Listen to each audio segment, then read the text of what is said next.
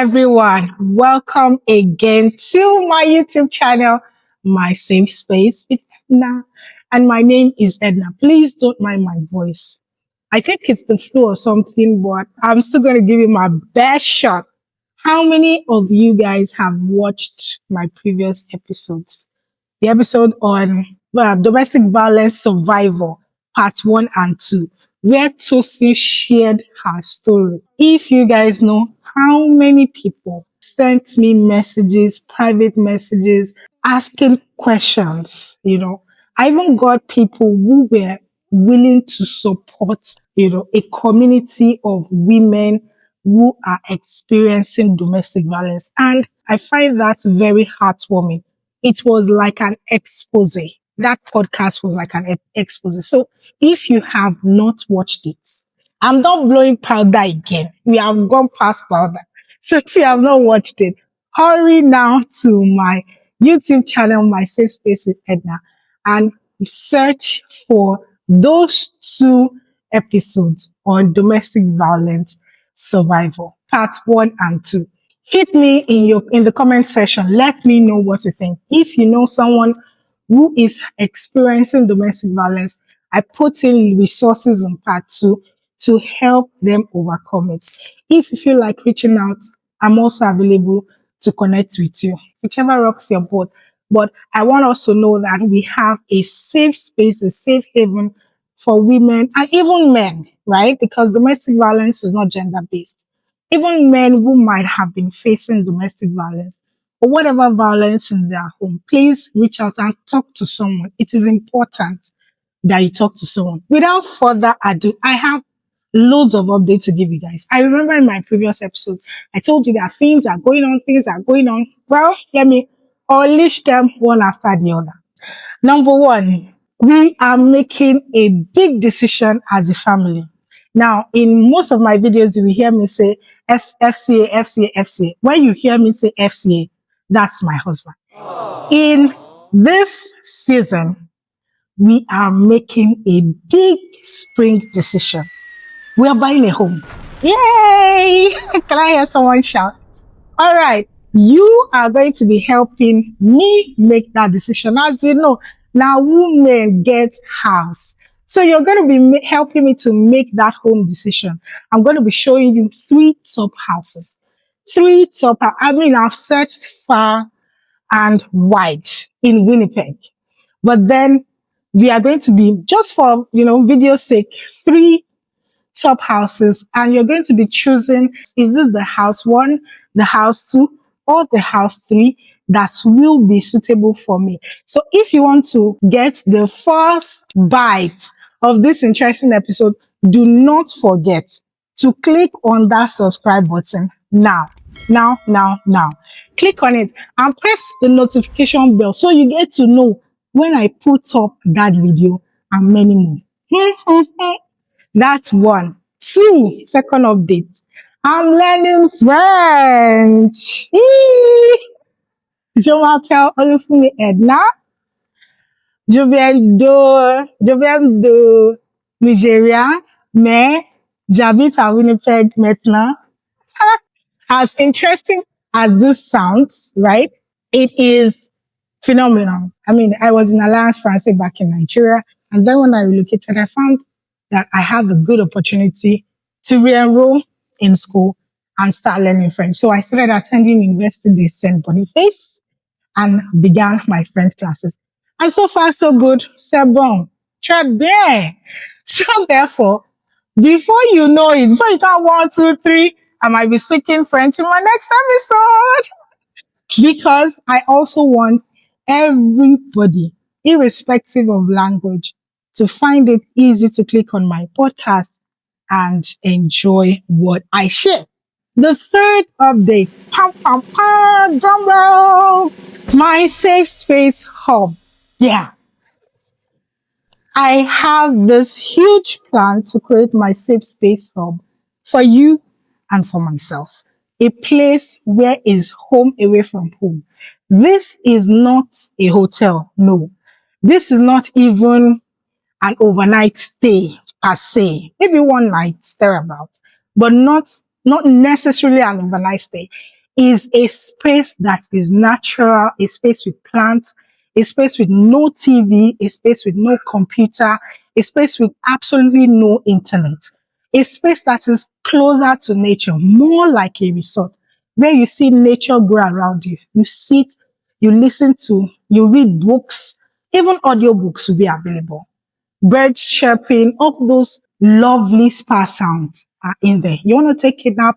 If you feel you're choked, you're stressed, you can come as a group, you can come as individual. I am creating my safe space hub, which is going to be a safe space for myself and for yourself. It's going to be huge. It's going to be big. It's going to be phenomenal. It's going to be interesting. It's going to be a place where you will love, a place where you connect with sisters. It's going to start as a community of, rejuvenating yourself, recharging yourself back from the daily hustle and bustles that you have experienced so far. So you are not even ready for all that I'm about to roll out. All right. Now, what am I going to be talking on today? There are 4 episodes in this series tagged My Canadian Journey, from international student to permanent resident. Or should I say, pregnant international student to permanent residency. This series is going to have 4 episodes. Part 1, Part 2, Part 3, and Part 4.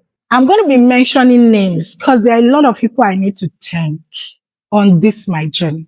I'm also going to be mentioning timelines for the sake of knowledge, for the sake of those who are about to start the process, for the sake of those who are in the process already. Guys, so sit back, relax, get your popcorn, and binge watch. How did my Canadian journey begin? It's a long story. But for every story, there's always a beginning. So let's start from the beginning. Have I ever thought of relocating outside my comfort zone, my country, Nigeria? No. The thought had never crossed my mind, not even for a moment. Well, all I ever imagined, that kind of thinking, I don't know, maybe a lot of people have such thinking, but I did have that thinking that, I do not want to live in any country. I just want to be working in Nigeria. Making money and then going abroad to spend my money. That was the kind of lifestyle I had envisaged for myself until FCA came and said, babe, I would like us to relocate outside of Nigeria.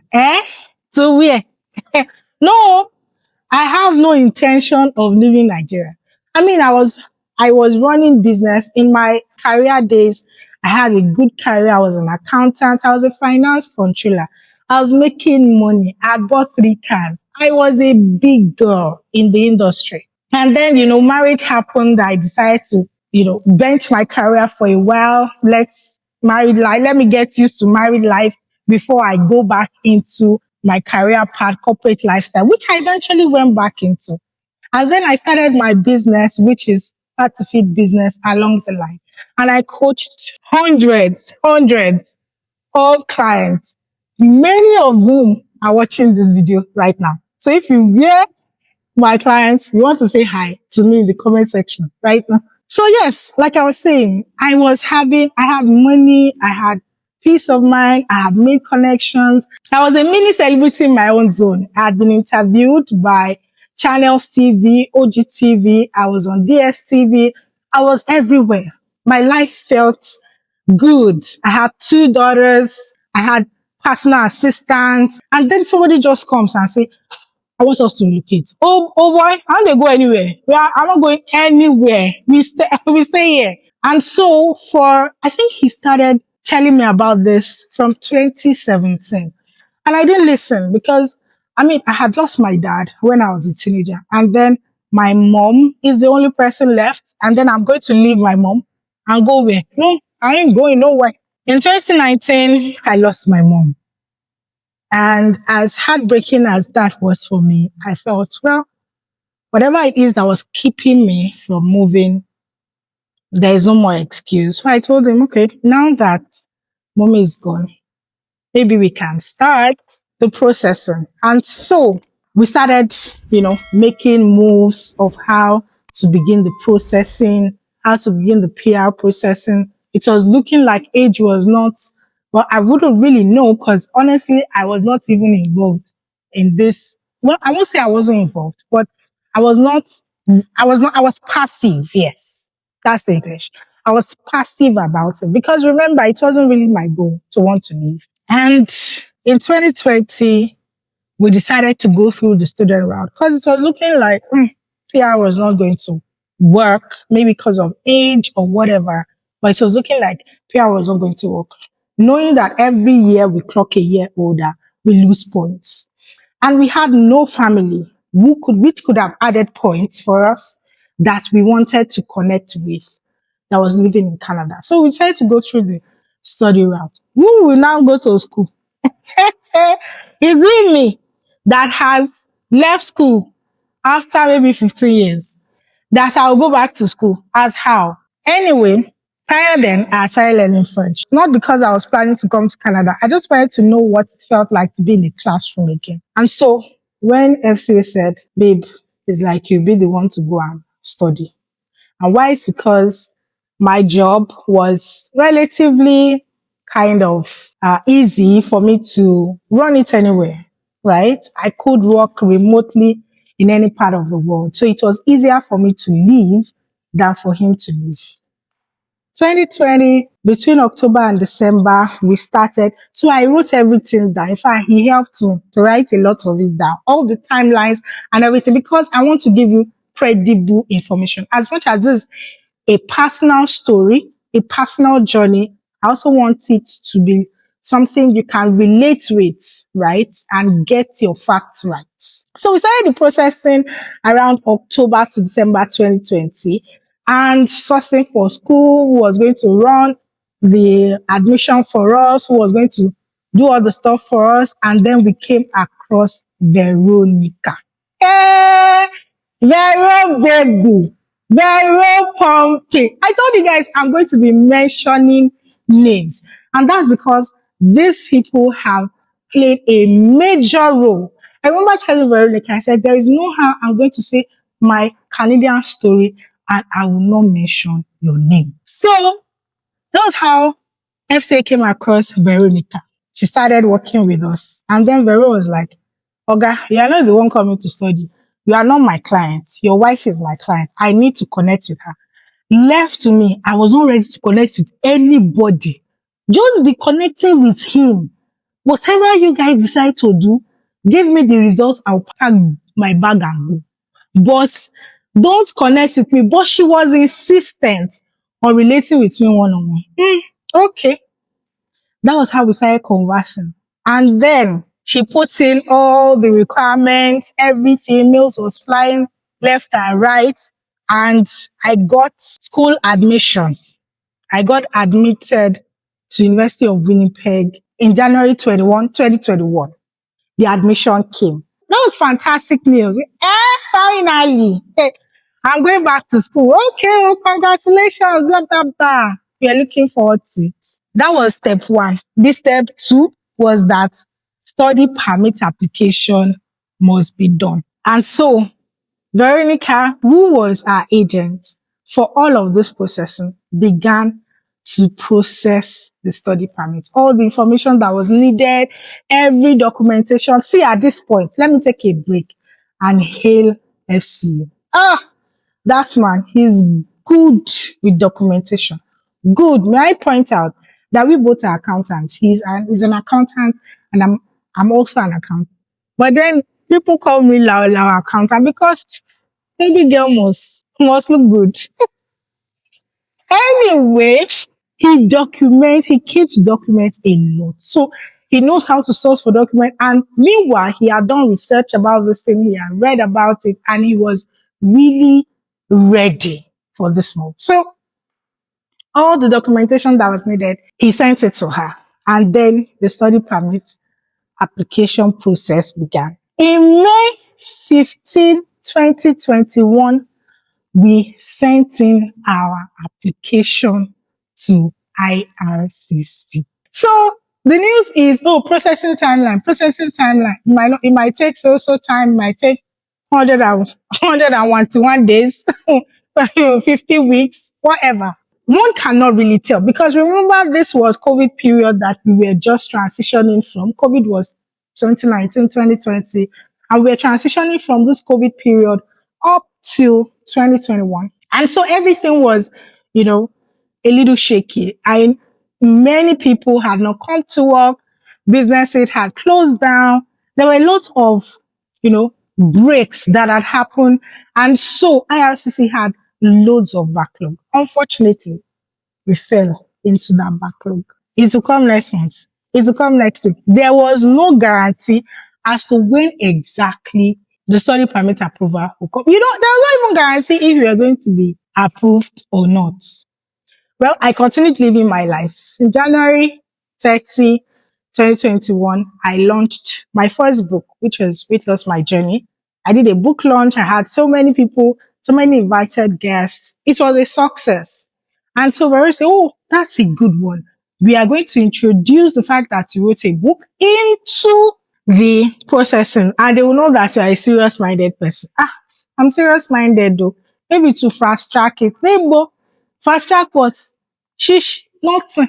Anyway, as Canada was Canadaing us, FCA decided to look up towards UK. Bóyá ká gba UK wọlé, let's first of all go to UK, which a lot of Nigerians do. And I was like, why are you just so hell-bent on wanting us to leave? I mean, tí ó bá work ìyẹn, kì í ṣe everybody ló kọ́ kó máa kúrò Nigeria. It's not everybody that has the destiny of leaving the country. So, what was it? And he made a statement. He said, I want to have peace, knowing that my family is settled wherever they are. That word was very touching for me. I think that word broke me. And at that moment, I decided to be, engaged in it. So everything we needed to do processing for UK, we started. I got my admission into one university like that. Unfortunately, I've even forgotten the name. But I got my admission into that school. Everything was fast. They gave me everything I needed. We were at the point of starting our visa processing. Meanwhile, my babe, Veronica, she has been working behind the scenes. She sent her follow-up letter on the application, for a follow-up email to IRCC. Guys, what are you guys doing? That was in February 25, 2022 that she sent that email. Processing time from what we have seen is less than so weeks. But her processing has taken over 40 weeks. What's going on? And they replied in March, by March 2, 2022, to say that they are still working on it. It's still undergoing processing. Blah, blah, blah. The usual story. Anyway, remember I said she sent that follow-up email in February 25, 2022. Let's do rewind. So 11 days before. February 14, 2022. Your girl did Valentine for FCA. I decorated the whole house. I put on dim lights. We had blue lights in our dining. And it was so beautiful. I had cooked different kind of dishes. I was already in Alliance Française then. I had written love letter in French. There was wine everywhere there was decoration everywhere was looking. And after you do Valentine, and the person you do Valentine for is happy about it. The next thing is to throw you on the bed now. And so, your Winnipeg host with the most did shady balabala. Anyway, to cut the long story short, I wasn't expecting anything because I had just gotten off my family planning. And so I really was not expecting anything. Even though I had two girls and I was really, really, really looking for a boy. I had prayed, I had fasted, I had sought the face of God that God, I want to be a boy child mom. I want to have a boy. I want to take care of a boy. I want to know what it feels like to be a boy mom. After February 14, that your Winnipeg host with the most decided to do what she did, I did not look to it that anything was going to come out of it. And then March 2, IRCC responded back to Veronica and said, hey, we are still processing the stuff. His timeline is this. It's still under processing, blah, blah, blah. By March 15, I realized that my August visitor went on sabbatical. Where is palm oil? No palm oil. What was going on? I was excited. I was scared.